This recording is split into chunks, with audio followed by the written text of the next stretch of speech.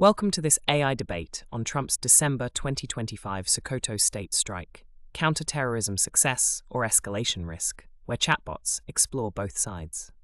We'll begin with opening statements from counterterrorism success and escalation risk. Now counterterrorism success.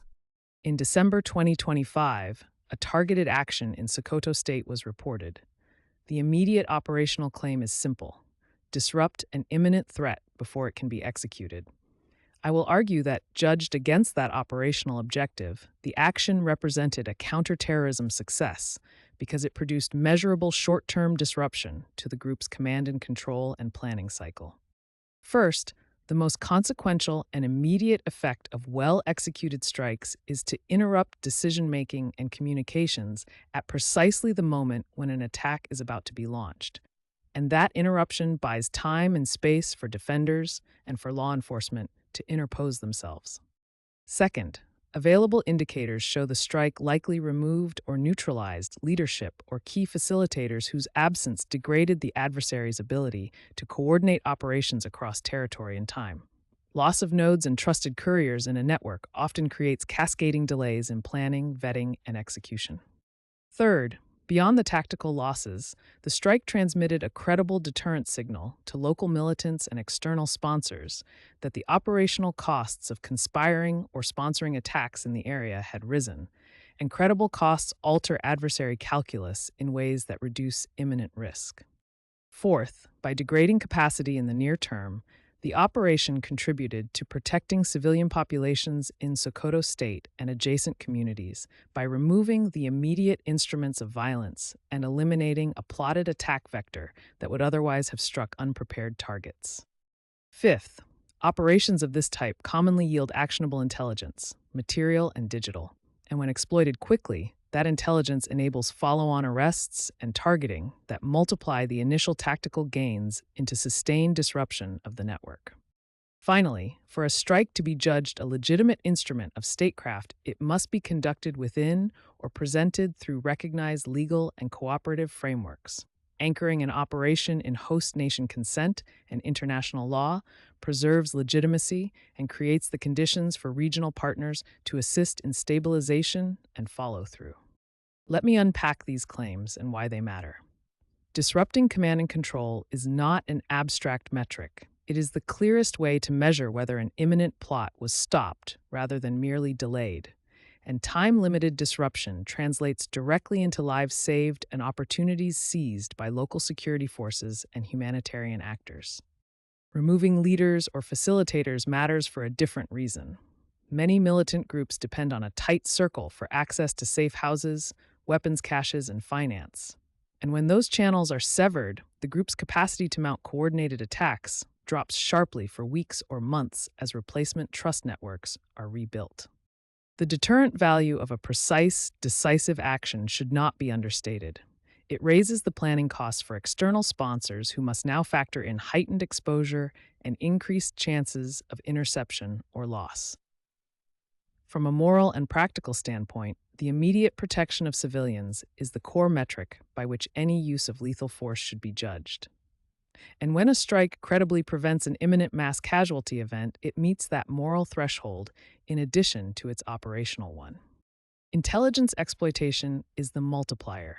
A single successful strike can reveal communications, safe house locations, and finance channels that set off a chain of arrests and seizures, turning a one-off tactical win into strategic unraveling of a network.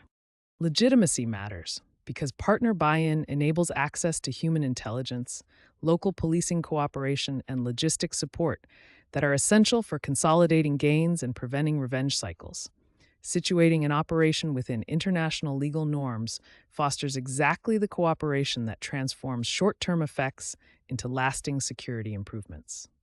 Now, opponents will correctly point out that strikes risk blowback, that networks can adapt, and that collateral harm can undermine long-term objectives. Those are real concerns, and they shape how we should assess an operation.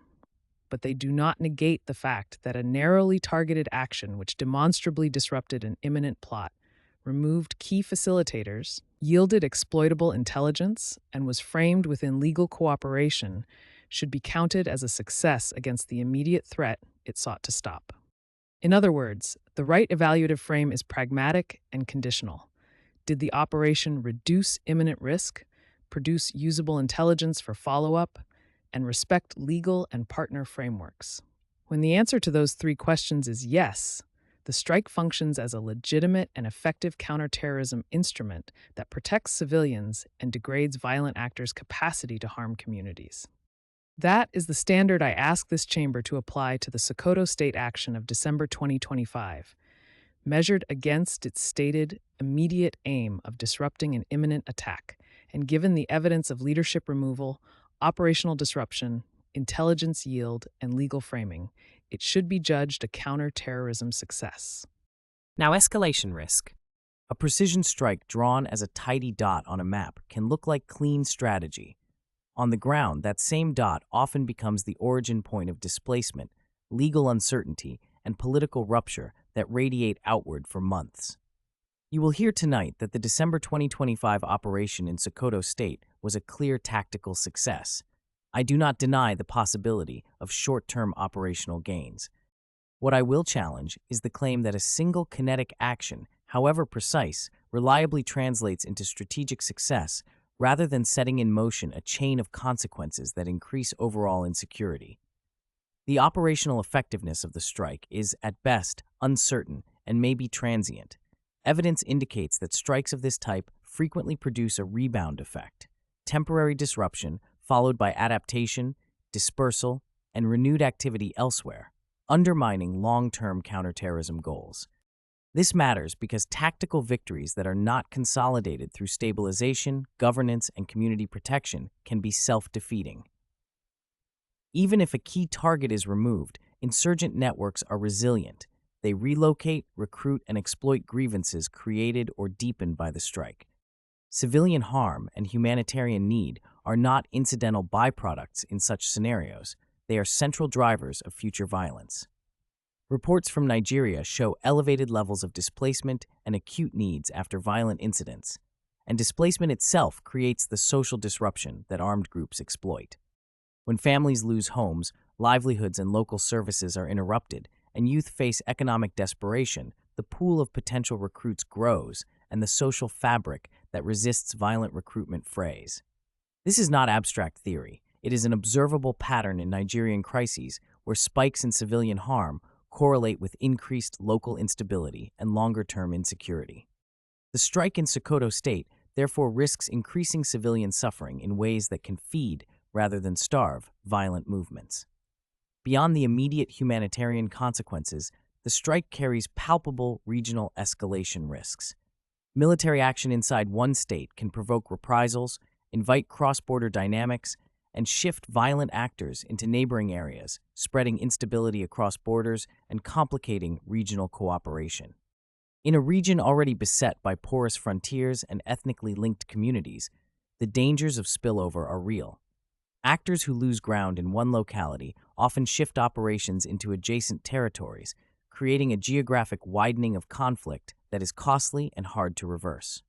The binary framing that pits short-term tactical success against long-term failure obscures another dimension we must confront: legality and consent. The legal authority for the December 2025 strike and the question of Nigerian consent remain contested in important respects under international law and norms governing the use of force. Such contestation invites diplomatic fallout and judicial scrutiny that can constrain future cooperation. When partners or populations perceive operations as violating sovereignty or legal standards, goodwill for intelligence sharing and joint operations erodes, and the diplomatic space for sustained counterterrorism cooperation narrows. Transparency about the intelligence basis and legal rationale for the strike is not a mere procedural nicety. It is essential to sustaining legitimacy. When governments decline to disclose why a strike happened, oversight mechanisms, parliaments, and civil society rightly demand explanations, and the resulting political contestation undermines the long-term political sustainability of such operations. Lack of transparency also fuels rumor and grievance among affected communities, magnifying recruitment drives by adversaries who present themselves as defenders against foreign or illegitimate intervention. Domestically, This strike risks politicizing national security in ways that reduce executive flexibility and invite punitive legal or budgetary responses. Congressional inquiries, legislative restrictions, or public backlash can limit the executive branch's operational options in the future, complicating rapid responses when they are genuinely necessary. That is precisely why transparency and clear legal footing matter. They reduce the political volatility that turns military tools into domestic political liabilities. Finally, the core question is not whether the strike achieved a tactical objective on a single day. The right metric is whether it reduced the overall threat environment over time.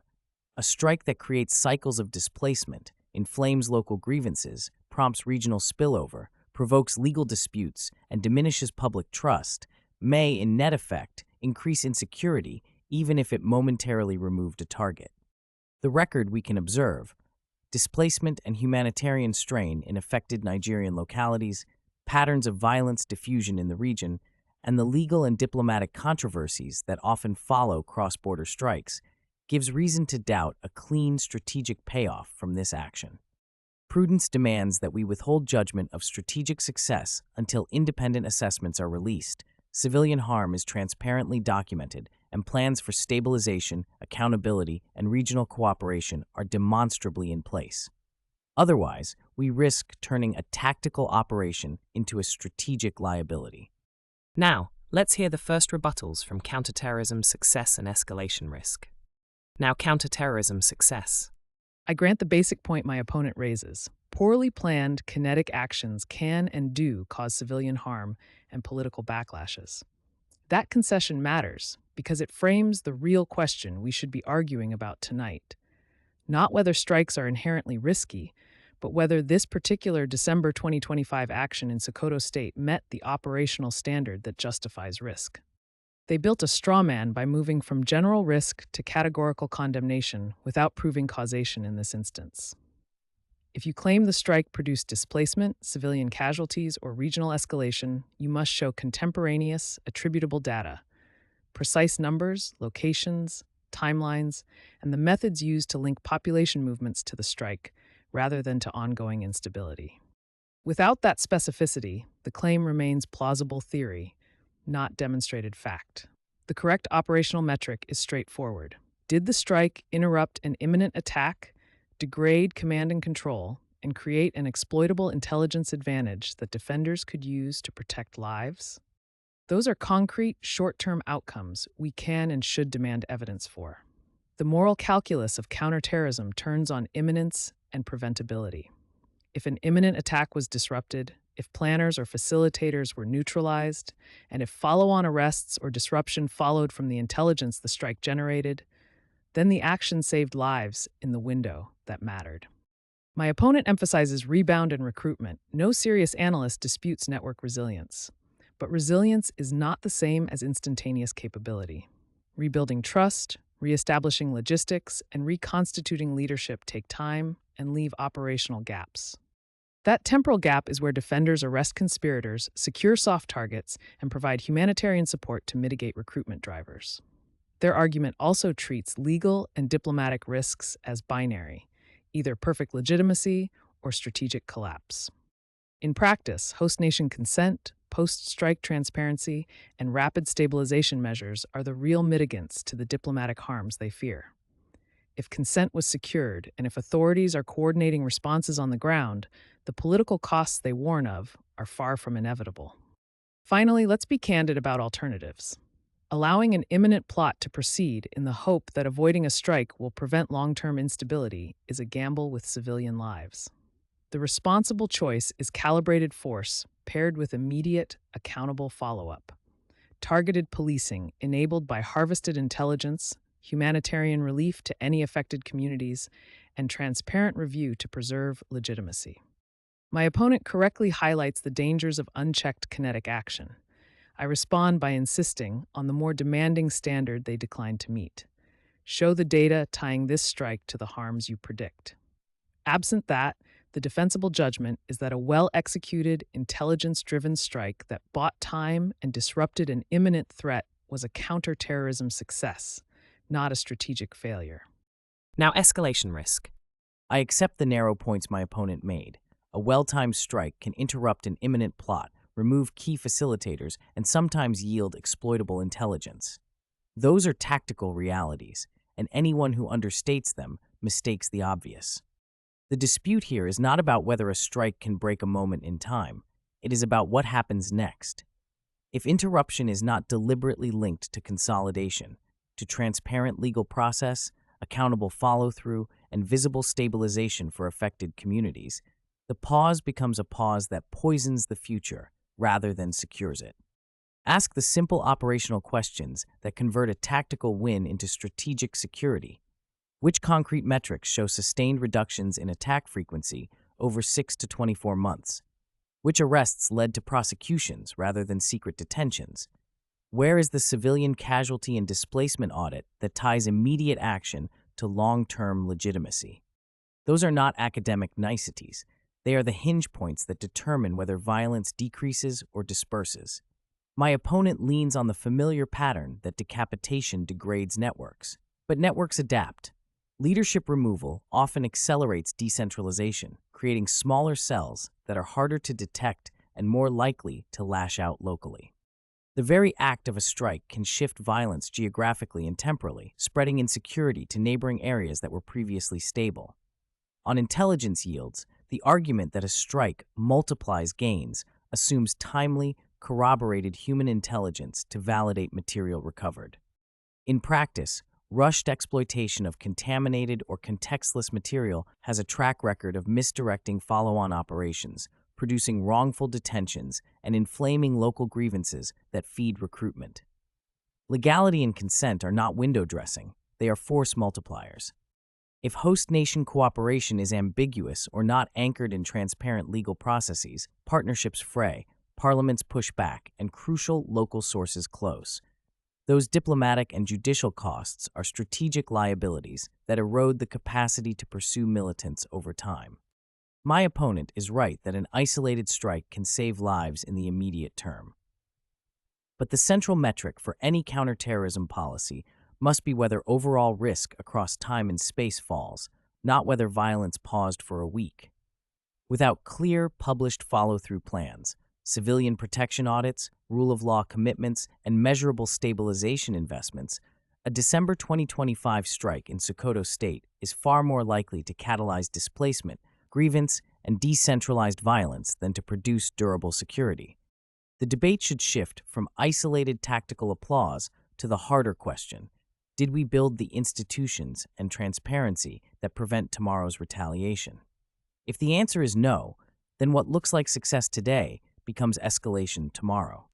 Moving on to the second rebuttals. Now, counterterrorism success. I will begin where both of us already agree. Kinetic action can cause real harm when done without precision, consent, or follow-through. That concession matters because it sharpens the question we should be arguing about tonight.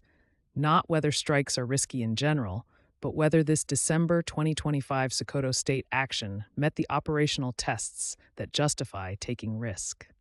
My opponent insists the strike will necessarily become a seedbed for displacement, wrongful detentions, and diffuse violence unless every downstream institution is perfect. That is an all-or-nothing posture that lets imminent threats proceed as the price of moral purity. Which is the real gamble?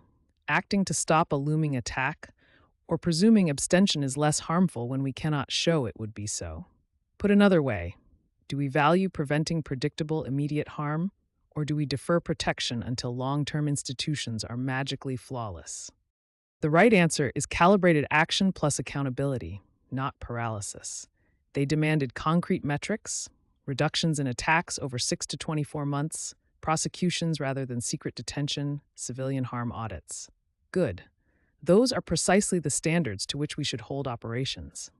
But their case rests on a counterfactual, that the strike caused the harms they predict.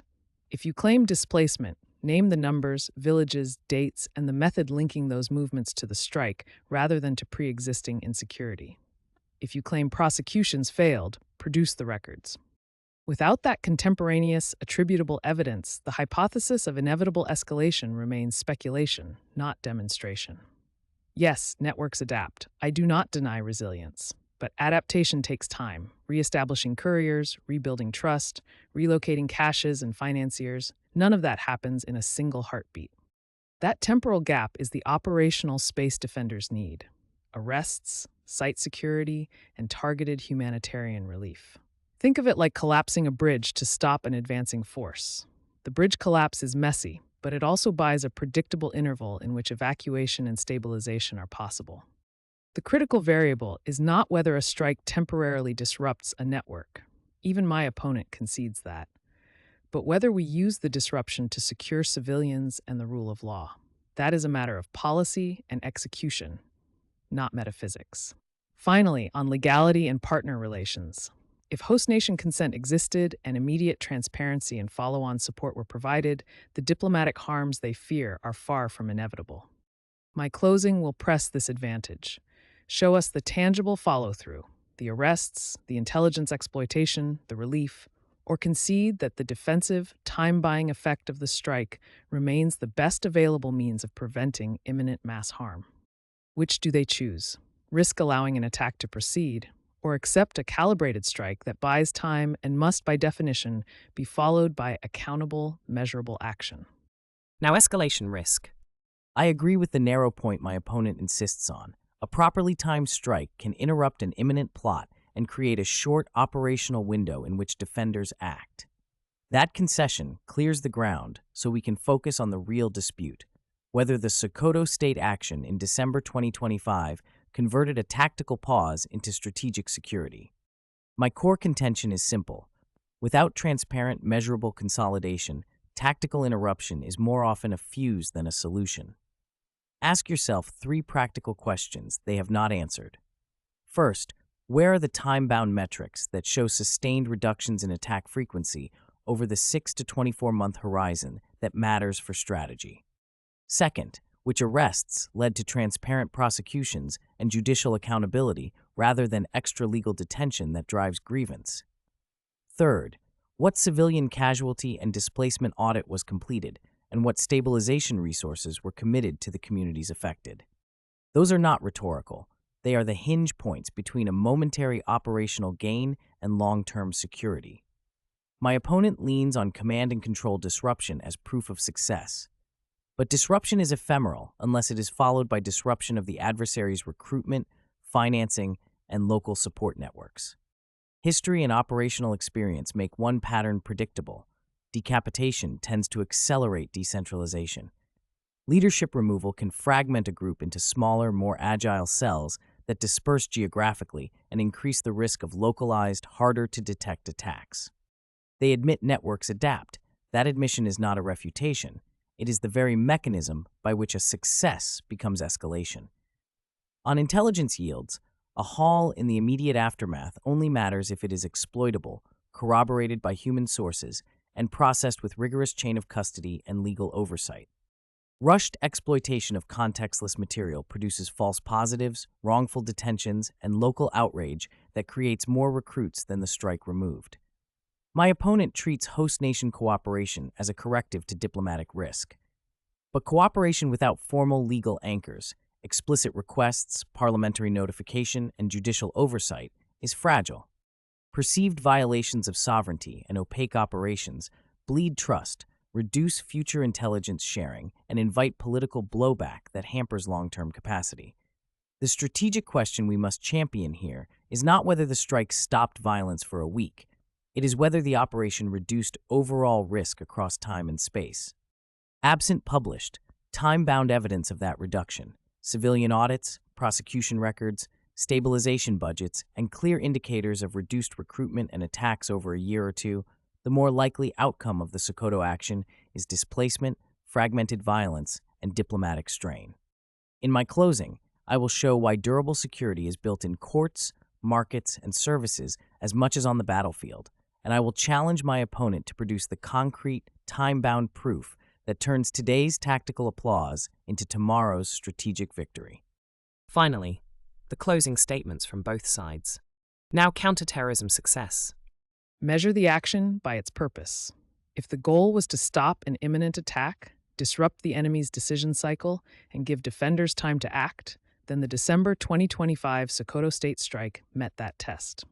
As we showed, it produced a clear, short-term interruption of command and control and planning, removed key facilitators, and yielded exploitable intelligence, the precise outcomes that prevent violence before it happens. I accept the opponent's warning that strikes can cause harm and political blowback when done recklessly. That is why precision, legal review, and coordinated follow-up matter, and why this operation included those elements. The result was a narrow but decisive window for local forces to secure communities and dismantle plots. Their caution speaks to what could go wrong. Our record shows what went right. If success is judged by lives protected and plots averted, this was a counterterrorism success, pragmatic, measured, and morally defensible. Now, escalation risk. A precision strike in Sokoto State in December 2025 might have cut a thread from an urgent plot, and I freely concede that tactical interruption can matter. But tonight we must judge success not by a headline or a disrupted meeting, but by what follows. My opponent focused on the immediate disruption. They did not answer how displacement, legal uncertainty, and the funerals that follow become recruitment centers and political leverage for the adversary. They did not show how a single kinetic act rebuilds local trust, restores governance, or seals the intelligence gaps that allowed the threat in the first place. Strategy is cumulative. Legitimacy, durable partnerships, and alternatives to violence win the peace. If we reward short-term kinetic wins without fixing the social and legal fractures they create, we harvest escalation. Measured security demands restraint, political repair, and a plan beyond the blast. That is the standard by which this action fails.